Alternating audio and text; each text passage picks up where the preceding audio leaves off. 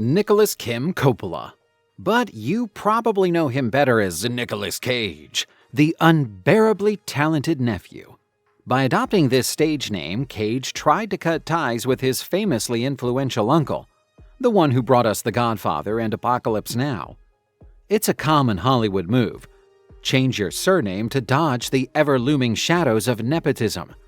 Of course, even the greatest Hollywood producer knows who Nicolas really is. This stunt mostly works on the average moviegoer. Regular people just don't like incredibly talented relatives who land all the plum gigs, and they tend to view such folks with barely concealed disdain. So, to avoid the nepotism trap, many opt for a pseudonym. Not everyone, though. Michael Douglas or Jamie Lee Curtis became stars just fine with their parents' famous last names. Though Douglas did catch some flack early on for being in, shall we say, his father's long shadow. In Hollywood, nepotism might as well be its middle name. No one keeps official stats, but almost every actor or actress has a friend or relative who knew someone back in the day. There are rare exceptions, but if you look hard enough, you'll find even the so-called outsiders had some helping hands. For them, breaking in was still a summit as high as Everest to your average Bruce. It's the same old legend. Steve Jobs started in a garage, Bezos in a slightly less glamorous warehouse. Hollywood today is even tougher than it was 20 or 30 years ago, when a face on a magazine cover actually meant something. So actors like Nicolas Cage actually had it harder in some ways. Back then, the poster did double duty as trailer, interview, or social media ad. So you could be the world's most talented nephew, but if audiences didn't line up for you, you were stuck with supporting roles, hustling as a producer, or sinking into other questionable pursuits. Let's be clear. Nicolas Cage is a fascinating actor, once beloved by audiences everywhere. His films would rake in hundreds of millions across the globe.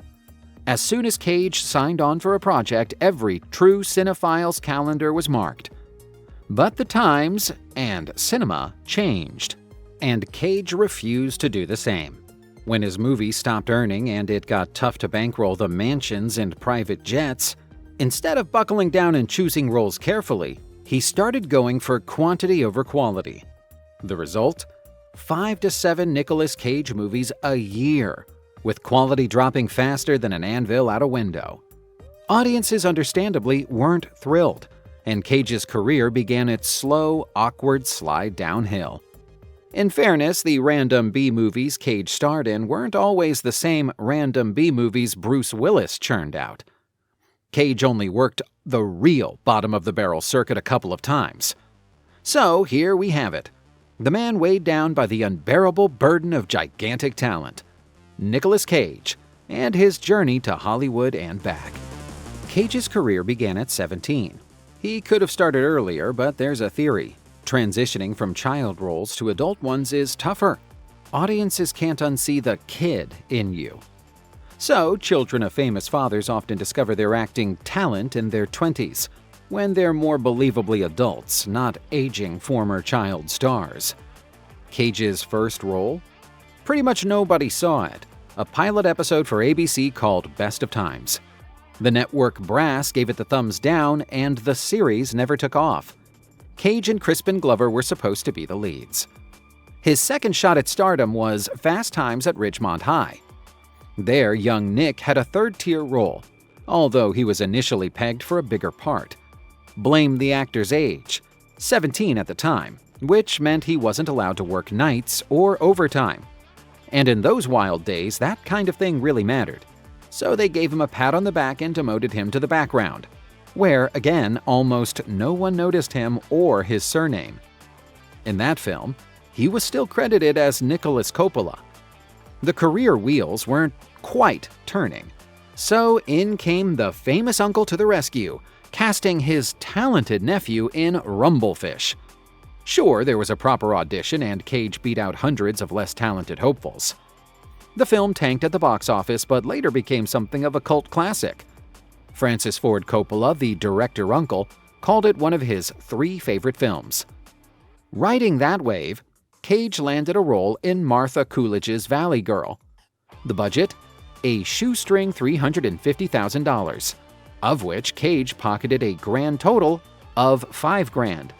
In 1983, that was some other era's money, but still peanuts in Hollywood standards, even for a newcomer. Cage later said he wanted in so badly, he'd have acted for food. He also said he was embarrassed by his own performance, despite preparing obsessively, including months of sleeping in his car for authenticity. All he gleaned?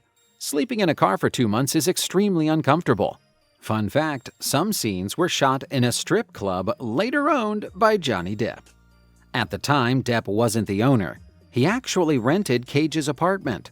And while Nick parked in his car, Depp made off with all the pencils and pens from the place. When Depp eventually bought that club, River Phoenix would tragically die there from a drug overdose. Valley Girl was the first time Nick appeared as Nicolas Cage. That did the trick. The film became a box office smash, earning $18 million off a $350,000 budget in America alone. With this success, Cage began experimenting with his voice, figuring all great actors had a distinct way of speaking. Fun side story, he claims he agonized over choosing Cage or Blue as his stage name. Talent draws talent, and Cage quickly caught Alan Parker's eye for Birdie.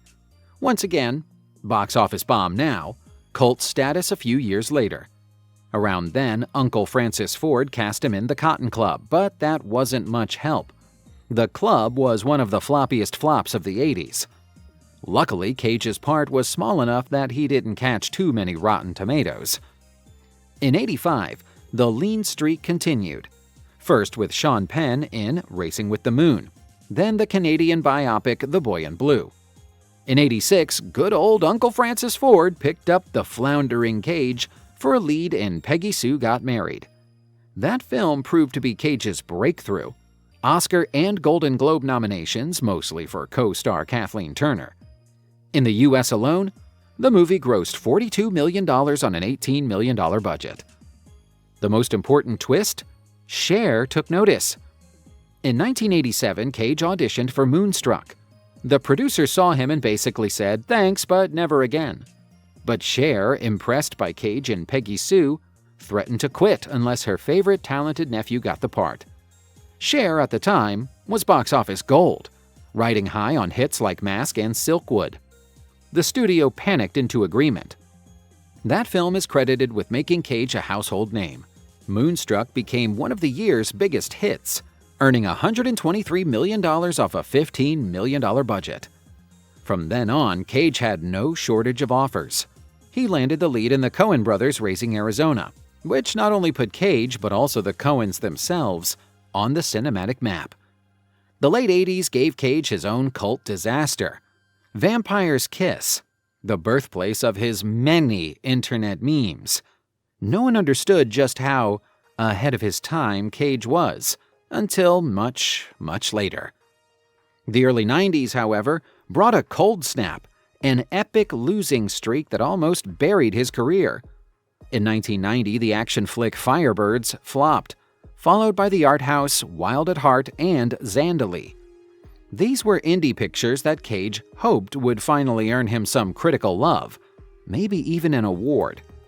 Critics, however, managed to praise everyone but him. In 1992, Honeymoon in Vegas and Red Rock West both tanked.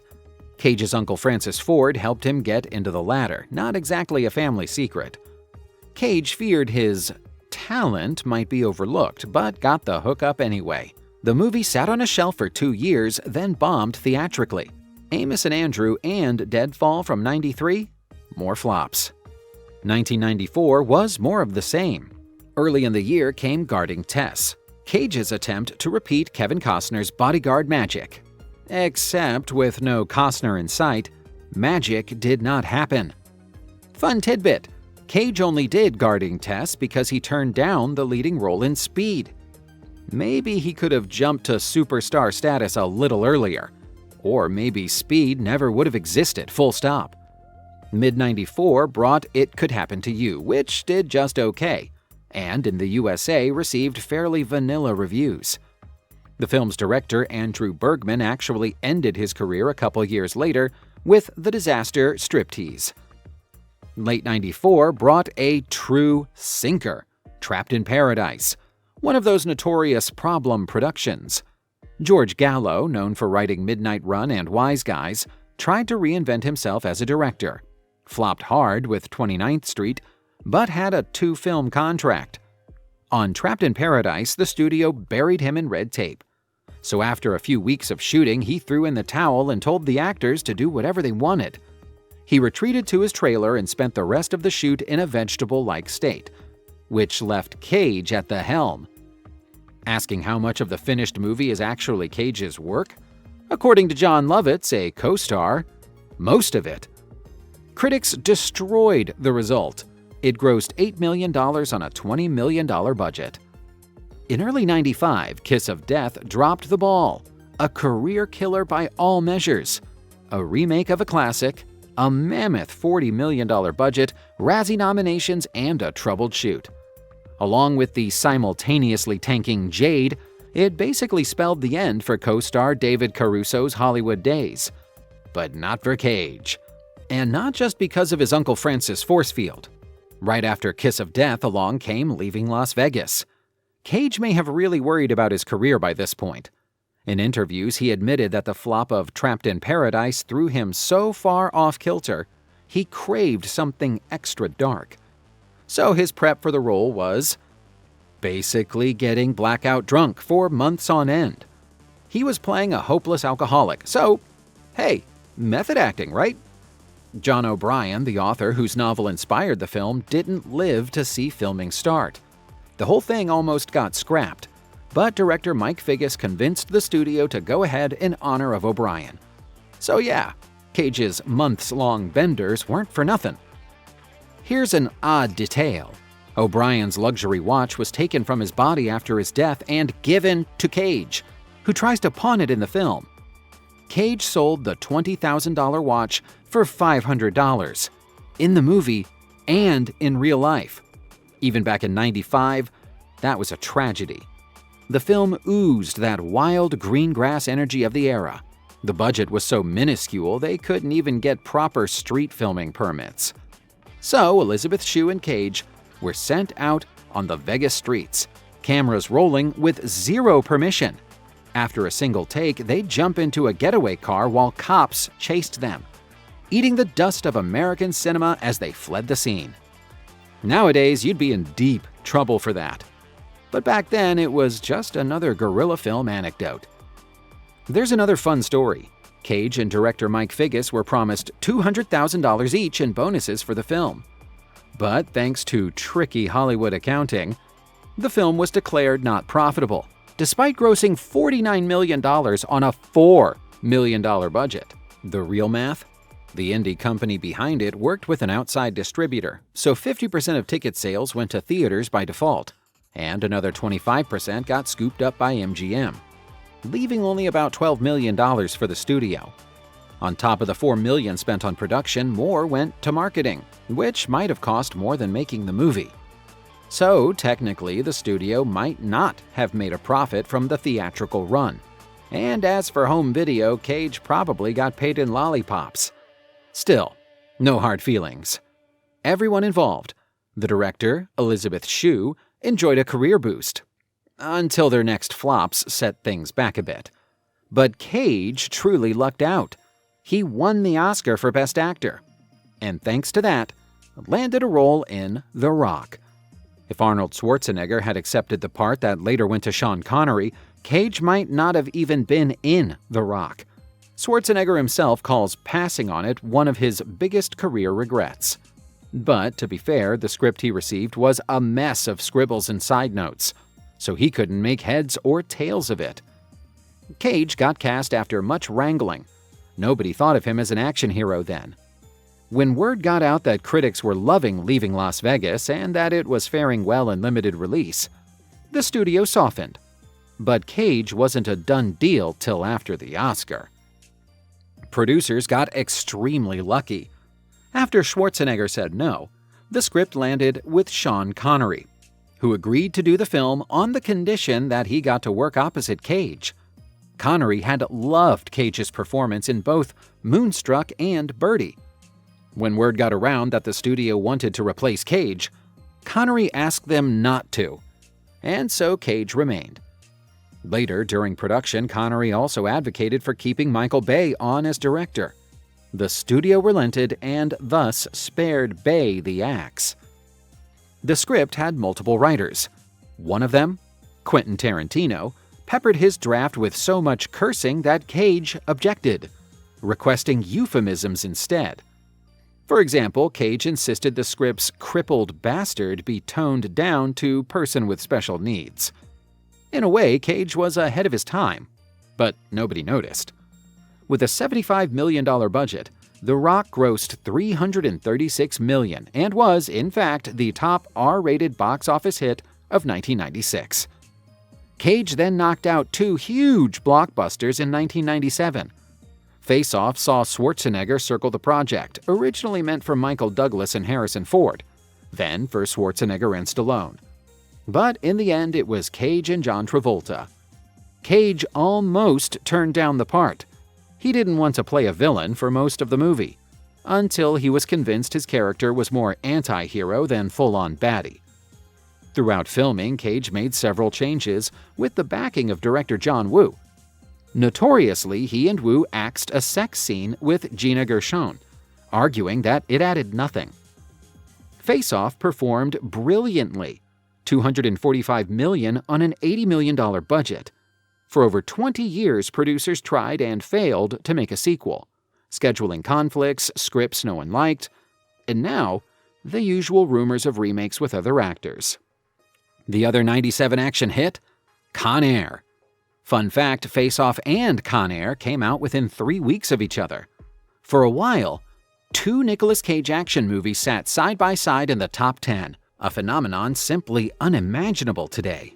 Both movies grossed over $100 million domestically. Less lucky, Cage almost played Superman in Tim Burton's canceled Superman Lives. But after Batman and Robin flopped, the studio froze all its superhero projects, shelving red-booted Cage along the way. 1998 brought another hit with City of Angels.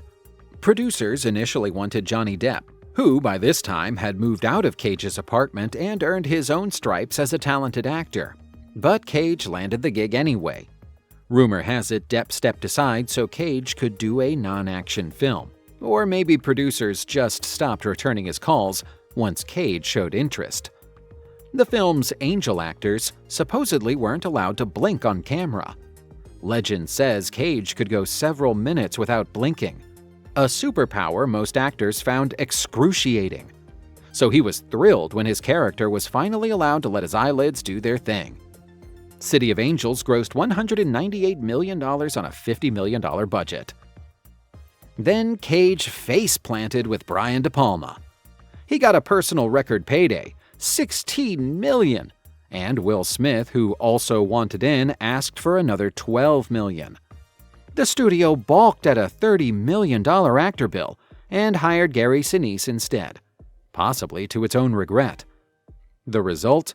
A problem child with a whopping $73 million budget that seemed a bit, well, let's just say over-medicated for such a relatively small-scale movie, even with Cage's $16 million fee. After disastrous test screenings, the film was all but destroyed. Rumor has it that Steven Spielberg saw a rough cut and his opinion sealed its fate. Spielberg loved De Palma and always insisted on early looks at his films, even sneaking onto set to ask for a shot or two. Scarface, for example. From the early 80s until 98, Spielberg watched every De Palma movie this way. Except this one. He didn't like it. Nearly an hour of footage vanished, including a big-budget flood sequence by George Lucas's visual effects team. In the original cut, a stadium gets washed away. Cage's character swims for his life and nearly drowns. But in the released version, all that's left are a few lines about a hard rain. In theaters, Snake Eyes grossed just $103 million on its $73 million budget. In 8mm, Cage took over a role initially meant for Russell Crowe. If Crowe had taken the part, his entire career, possibly even Gladiator, might have gone differently. Director Joel Schumacher wanted Crowe for a modest $20 million thriller. But after speaking with Cage's agent, the studio faced a choice: $20 million with Crowe or Cage in full blockbuster mode. Guess who got bumped? The result? Andrew Kevin Walker's grimy script, the guy who wrote Seven, mutated into an $80 million flick. Unsurprisingly, the R-rated crime story was now deemed way too bleak. The studio panicked, demanded rewrites and reshoots to make it softer, and that's when the screenwriter and Schumacher had a huge falling out. Walker cursed both the movie and its director, who had sided with the studio. Can't fault Schumacher or Cage, who kept his distance from the drama. 4 versions of the film went to the ratings board. All initially landed an NC-17, the highest ever for a mainstream studio picture. Previous record holder, Showgirls at $30 million. Few theater chains touch movies with that rating, so releasing an $80 million film as NC-17 would have been catastrophic. The studio eventually cut and reshot enough to secure an R, but the film tanked regardless, grossing $97 million on its $80 million budget. The 90s ended with another flop, Martin Scorsese's Bring Out the Dead, an uncharacteristically weird film from the legendary director, possibly why it bombed. The movie was supposed to sweep the festival circuit, but didn't click, not even with source novelist Joe Connolly's name attached. It took in a measly $16 million on a $32 million budget. At the turn of the century, Cage decided to return to action movies. He has called Gone in 60 Seconds a love letter to the old B-movie car chases he grew up watching. Some blame its modest box office on a feud between the director and writer. The director rewrote the script during filming, prompting the writer to storm off, later denouncing the film entirely. Still, Gone in 60 Seconds made $237 million on a $90 million budget. Cage nearly landed another big payday. He was director Sam Raimi's first choice for Green Goblin and Spider-Man. But Cage declined, saying he didn't want to play a villain. The part eventually went to Willem Dafoe. He also turned down a lead in The Lord of the Rings, and that part is official, confirmed by both producers and Cage himself. The reasons? No one says, but the consensus is money. Cage was asking for $20 million, a film something Lord of the Rings simply couldn't afford. The Family Man did only so-so at the box office, and right after it, Captain Corelli's Mandolin crashed and burned. People still blame that flop on the director swap at the very last minute. Richard Mitchell, the guy behind Notting Hill, was supposed to direct. But after a heart attack, his interest in the project mysteriously disappeared. Nicholas wanted to bail, but his contract locked him in. So he had to grit his teeth and earn that $20 million. The ever-reliable John Madden of Shakespeare in Love fame stepped in at the 11th hour, shot the thing with no prep, and ended up spending $62 million on a $57 million budget. But the real disaster came with Wind Talkers. It was Cage's new team-up with John Woo. But while Face Off was a smash, nobody wanted Wind Talkers. They spent $115 million and clawed back just $77 million. Early on, director Tarsem Singh, known for The Cell and The Fall, was lined up to do Constantine, with Cage as the star. But creative differences drove Tarsem out. Later, he'd say he just couldn't make the film he wanted with Cage as the lead. With Tarsem gone, Cage left too. Around this time, Cage almost ended up in a movie with Will Smith. I now pronounce you Chuck and Larry. Their schedules never lined up, so Adam Sandler swooped in. Meanwhile, dark clouds kept gathering, one flop after another.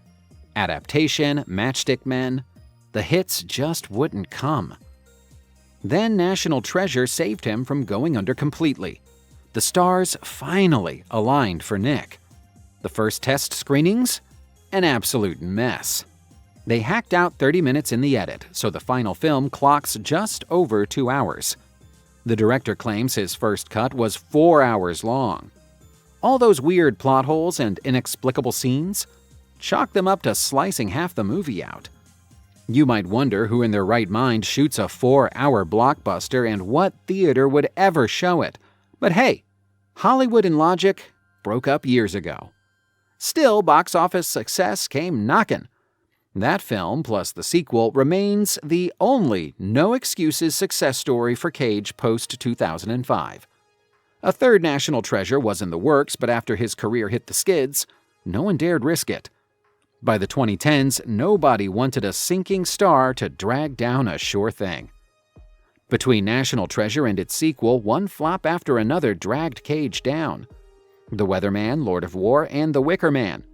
That last one is often seen as Cage's point of no return. A movie so reviled, it plowed his name into the mud, earning him a first-ever Razzie nomination. Up to then, he'd never even been in the running. Maybe it's his worst film of the period before he dove into the bargain bin. The Wicker Man itself was a remake of a cult classic 1973 British horror film. The original, directed by Robin Hardy, was an unexpected hit with a massive following. But the American remake met with a tidal wave of seemingly unwarranted hostility. No one saw the disaster coming. Director Neil LaBute wasn't exactly Spielberg, but he had a couple decent earners under his belt. Cage's star power might have been dimming, but he was still on the A-list. The result? A spectacular faceplant and a stain on Cage's career. Later, he insisted it was all misunderstood. Those now cringe moments were always meant to be intentionally bad. The whole thing was supposed to be a black comedy, not the unintentional train wreck everyone assumed. So maybe if you watch The Wicker Man as purposeful camp, it all fits. At least that's Nick's story and he's sticking to it. World Trade Center was supposed to star Mel Gibson, but after sitting on the project for ages, Mel chose to direct Apocalypto instead. So Cage snagged the role. It wasn't a smash, but it wasn't the flaming wreck of his other bombs either. Much more painful was the Ghost Rider flop, which tanked and earned Cage another Razzie. The sequel, made 5 years later, probably only happened because the first did well on DVD and TV. The budget, however, dropped from a hefty $110 million to just $57 million. The grosses, oddly, were similar. First had $110 million and $230 million, sequel $57 million and $132 million. Still, it looked like the aftermarkets dried up, so no one dared greenlight a third. After also striking out with Bangkok Dangerous, Cage starred in his last would-be blockbuster, The Sorcerer's Apprentice. That was his brainchild, his idea, his pitch to his buddy producer Jerry Bruckheimer. Cage and Bruckheimer had made The Rock, Con Air, Gone in 60 Seconds, and the National Treasure movies together. All solid hits. So money was easy to find. At the time, Bruckheimer was basically the cash cow king of Hollywood, riding high off Pirates of the Caribbean. Just before The Sorcerer's Apprentice, they also made G-Force, which flopped, though Cage only did voice work there. Cage and Bruckheimer announced big plans. The Sorcerer's Apprentice was to be a blockbuster trilogy and an instant classic. But we all know how that turned out. It bombed as one of the epic flops of 2010, costing $150 million but making just $215 million. After bad test screenings, the studio sliced the film to pieces in post-production. According to Cage, the final product barely resembled what they'd filmed. But since audiences didn't even want the cut-down version, no one cared to release a director's cut, so we may never know if there's a hidden gem locked away by evil studio execs. Hot on its heels, Season of the Witch, meh. Bad Lieutenant and Drive Angry, both stinkers, fell flat. The only real 2010 hit was Kick-Ass. Though to be fair, it's not exactly considered a Nicolas Cage film, even though he was honestly great in it. It's around here that Cage's run as a true megastar ended. His parade of 2010 flops was rounded out by a 2011 tour. 3 more movies, all spectacular bottom dwellers with dreadful reviews: Seeking Justice, Frozen Ground, and Trespass. These films practically oozed that "what even is this?" straight-to-VOD energy. Theoretically, Cage could have dodged this avalanche of disasters. Maybe things would have gone differently if he'd accepted the lead in Darren Aronofsky's The Wrestler. The part was written for Cage, and he was on board for over a year, but the project crawled, and suddenly Bangkok Dangerous came along. The offer? $10 million for Bangkok. A mere $1 million for The Wrestler. Guess which movie he chose. The result? Mickey Rourke walked away with the role, a Golden Globe, and an Oscar nomination, while Cage started collecting Razzie nods. Is it any wonder, then, that in just a couple years an A-lister like Cage dropped all the way to movies like Tokarev and Outcast? Maybe if he'd focused on supporting roles like in Kick-Ass or Oliver Stone's Snowden, he could have stayed relevant. But Cage's sudden money troubles became legendary, and with them came his appetite for starring in half a dozen so-so movies a year. In 2017 alone, he managed 8 movies in a single year. It's hard not to admire the hustle, even if we're the ones who have to watch them. Essentially, Cage sent a clear message. Don't worry, he'll never fade away. He puts his money mess down to the real estate bubble. When he was pulling in $20 million a film, he didn't fancy letting it sit in a bank. So he bought famous homes and even Scottish castles, like John Wayne's old ranch, for a record sum. Then the market crashed, property values nosedived, and when Cage finally needed cash to keep up with his empire, he ended up selling for a third, or even a quarter, of what he paid. With the 2020s, Nick finally came up for air. He says he's cleared his debts, and with nothing hanging over him, he can pick whatever films he wants. That probably explains his turn-up in Renfield, or The Unbearable Weight of Massive Talent. Both flopped in wide release, but at least they got a wide release. Unlike most of his 2012 to 2020 direct-to-oblivion stuff, he's even started signing on for indie projects at A24. There's one such dream script about to drop, and critics are already swooning. He's over 60 and could graduate into the action pensioner ranks. The eccentric action pensioners, anyway. These days, Cage's movies tend to impress critics more than moviegoers. His Rotten Tomatoes scores from the pros are often higher than from the audiences. Once upon a time, that was reversed for his blockbusters. Maybe now, finally, Nicolas can relax. Maybe this is what he always wanted. Maybe, somewhere on the horizon, there's still a couple Oscars and a shelf full of Golden Globes waiting for him.